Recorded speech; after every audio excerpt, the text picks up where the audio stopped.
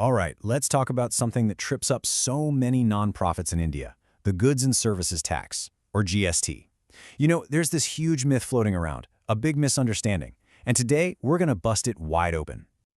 So, let's get right to the heart of it. Here's the question on everyone's mind. Just because you're a nonprofit doing charitable work, are you automatically off the hook for GST? I mean, it makes sense, doesn't it? You're doing good work. You shouldn't have to worry about this stuff, right? Well, here's the thing. That's a huge and honestly a pretty dangerous oversimplification. The real answer is a big, clear no. And believing this myth can get your organization into some really hot water. See, the law actually starts from the opposite position. Nonprofits are not exempt by default. So let's dig into why that is.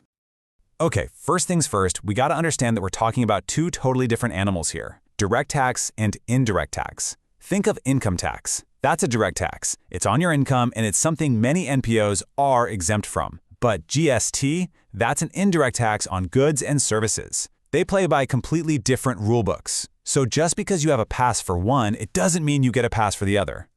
So that leads us to the million-dollar question, right? How can a nonprofit get exempt from GST? The key thing to remember is it is not automatic. It's not just handed to you. You actually have to earn it. And you do that by meeting two very specific conditions. And here are the two magic keys. Now listen closely. You need both of these. It's not an either-or situation, it's a package deal. Now, that first part, the registration under the Income Tax Act, most NPOs have that sorted. It's the second part. That's the real minefield. It's where everybody gets tangled up. And this right here is the absolute crux of the whole thing. You see that phrase, charitable activities? Well, what it means for GST is totally different from what it means for income tax.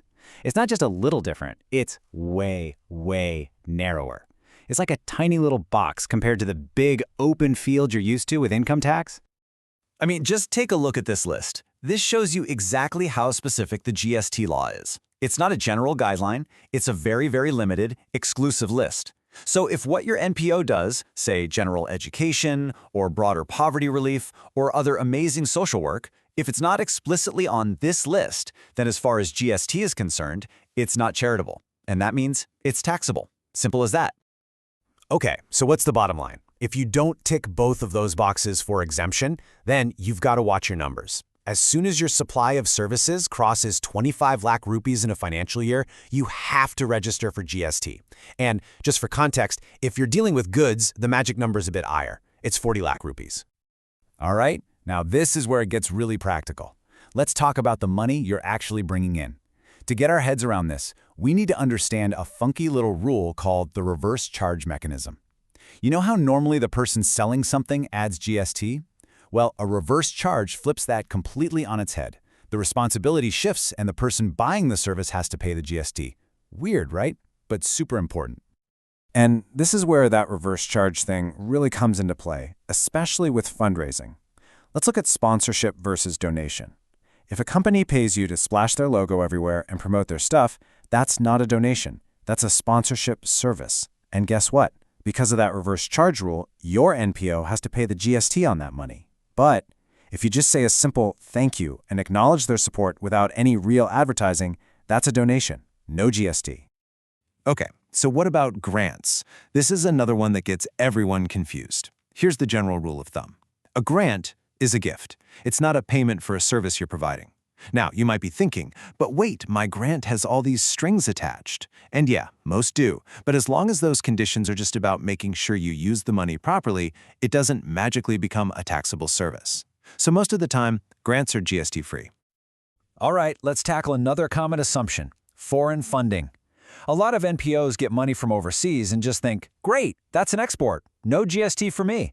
But hold on, it's not that simple. To officially count as an export of services, you have to meet all 5 of these conditions, every single one. If you fail on even one of them, like say the service is actually for someone inside India, then it's not an export, and boom, it's taxable. Okay, so let's wrap this up and pull together the most important things to remember. First, and I can't say this enough, GST exemption is not a given. Don't assume anything.